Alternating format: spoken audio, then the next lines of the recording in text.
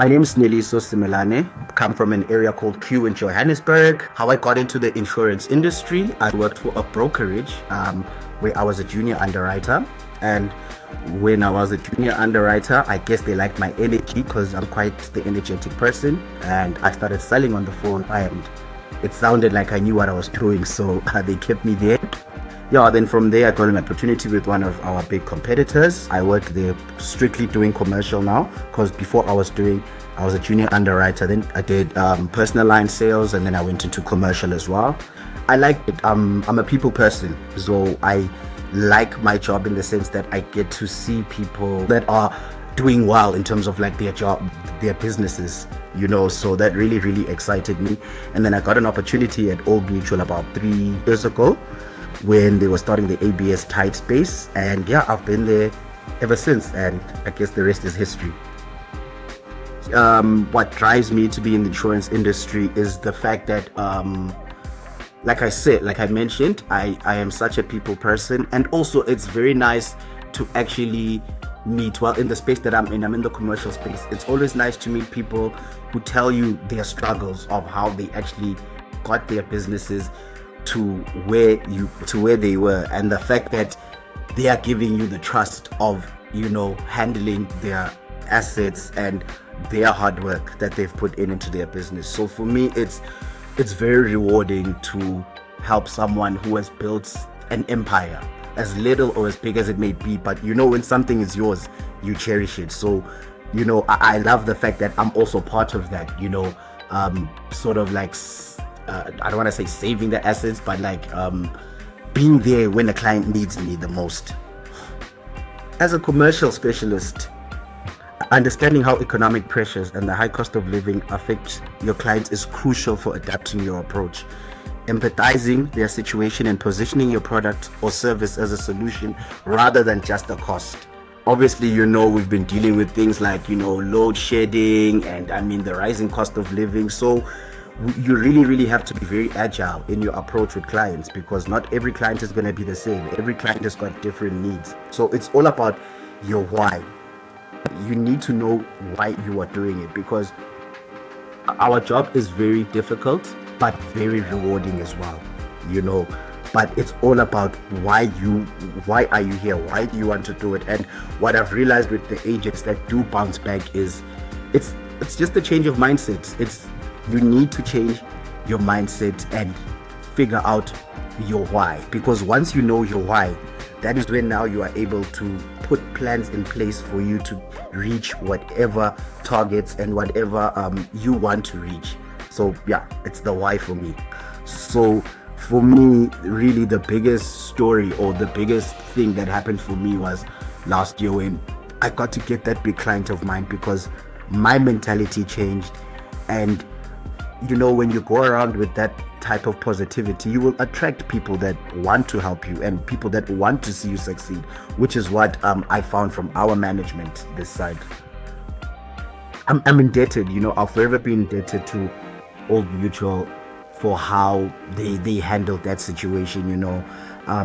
I think for me, that is why also now the way that my mentality has changed is that let me just do my part, let me just do my part. And I think that's where people always miss it when it comes to the space that we're in. Everyone has their own individual goals, but also as a team, we need to hold each other accountable. So one of the biggest things that I appreciate with the team that I am currently with and the manager that I currently have is that we're able to talk about anything. We always say that we are a family, and families will fight, families will have happy moments, but as long as the goal is there's one end goal, then everything should be aligned.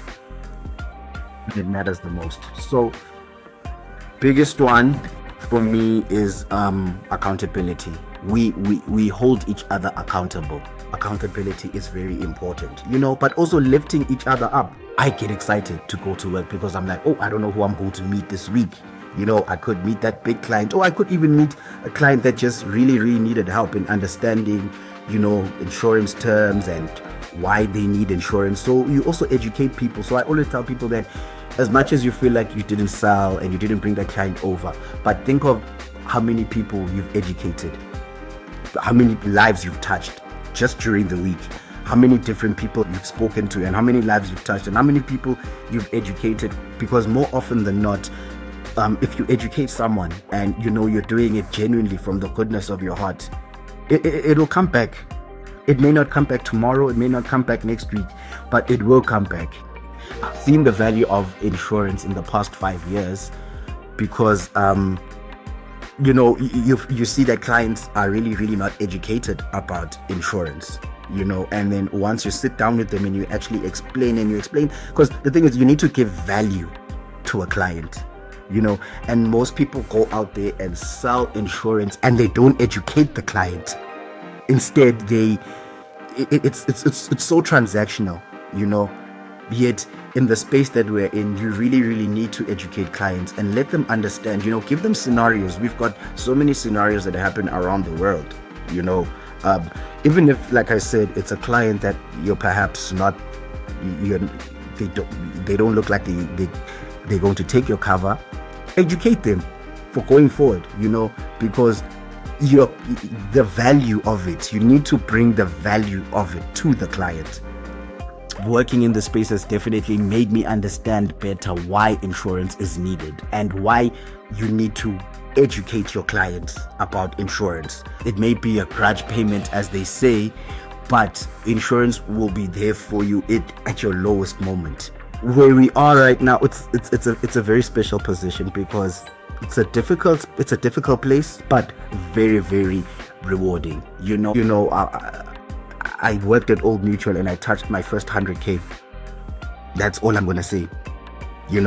Like it's rewarding and it's there, but you need to have your mindset. You need to have your routine. You need to make this part of your lifestyle, because if you don't make it part of your lifestyle and you make it a job, then you're not going to enjoy what you're doing, and you're always going to feel like it's a chore. Don't make it a chore, make it your lifestyle, because look at the network of people that you have. Speak to them, find out what are their pain points, find out what they enjoy, what they like in the product. You get what I mean? So basically just make it a lifestyle and don't give up.